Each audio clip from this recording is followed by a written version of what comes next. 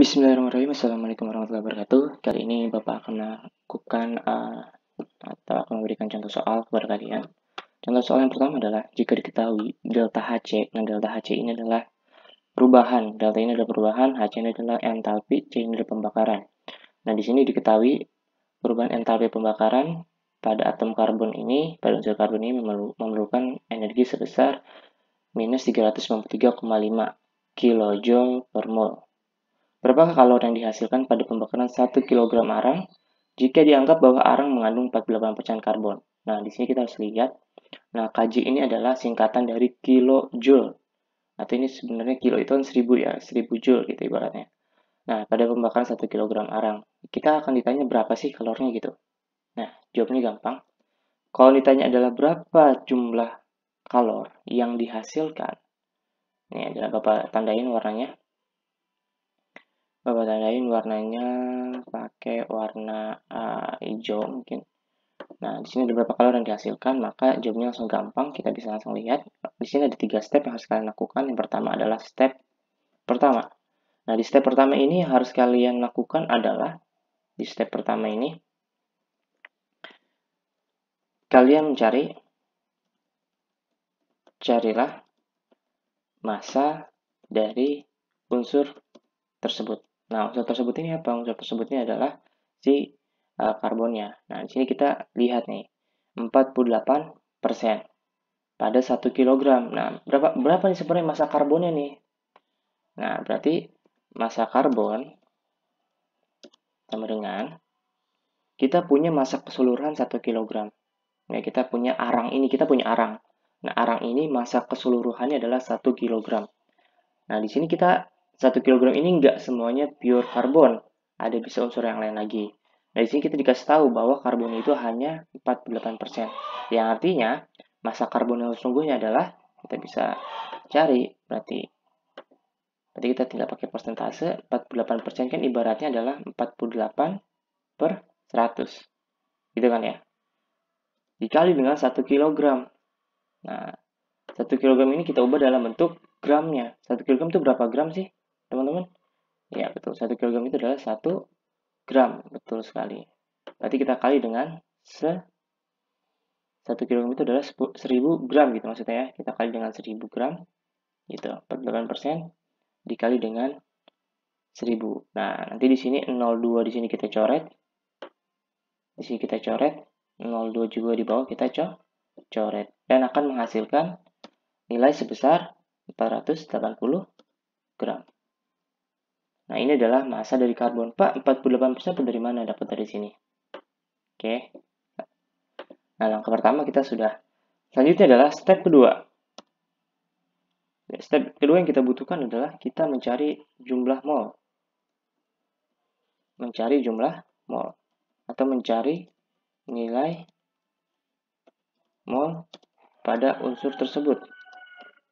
Unsur tersebut adalah unsur yang dicari. Nah, karena kebetulan yang dicari adalah karbon, berarti kita mencari jumlah mol dari karbon. Jadi kita taruh sini N ini adalah jumlah mol. Di sini kita tulis karbon.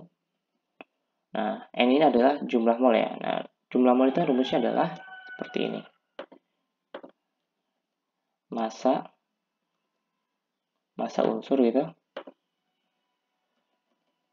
Massa dari karbon dibagi dengan AR karbon. Pak, kenapa di sini AR? Karena di sini dia sendiri. Kalau rame-rame dia disebut adalah MR. AR itu adalah atom relatif karena atom relatif sendiri, berarti kalau atom relatif kan sendiri. Tapi kalau misalkan MR molekul relatif berarti terdiri dari banyak atom. Sama aja sebenarnya. Nah, kita akan masukkan massa karbon yang tadi kita sudah temukan adalah 480 gram. Gitu ya. Kita masukkan di sini 480 gram.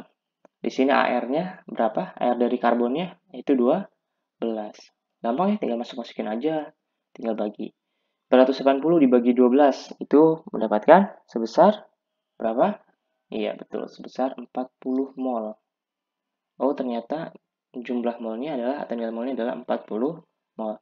Selanjutnya adalah step ketiga, step terakhir. Nah, step ketiga ini yang kita butuhkan adalah kita menghitung kita menghitung nilai dari kalornya langsung, kalor yang dihasilkan. Nah, kita lihat di sini lagi dalam soal. Nah, di dalam soal ini sebenarnya sudah dikasih tahu bahwa perubahan entalpi pembakaran karbon ini menghasilkan 393,5 kJ per mol. Kalau cuma 1 mol. Sedangkan kita punya berapa mol? 40 mol. Oleh karena itu nanti kita tinggal kali aja gitu. 1 molnya aja 393,5 kJ, berarti kalau 40 mol perkaliannya kelipatannya. Nah, teman-teman juga di sini nggak perlu bingung, Pak, apakah nilai negatif ini ditaruh di dalam fungsi perhitungan? Tidak perlu, nilai negatif ini hanya melambangkan kalau dia merupakan reaksi eksoterm. Oke, reaksi dia mengeluarkan panas, reaksi eksoterm, di mana delta H atau perubahan entalpi per reaksi lebih besar daripada delta H reaksi. Nah, kita akan cari di sini. Kalau yang dihasilkan kita lambangkan dengan huruf Q. Namanya Q-nya nanti sama dengan gitu. Sama dengan kita tulis dulu ya. Persamaannya di sini kita menggunakan equation. Oke.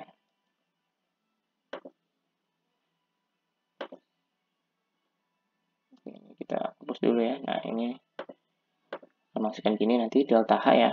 Delta H hanya H besar, di sini C pembakaran. Di sini derajatnya.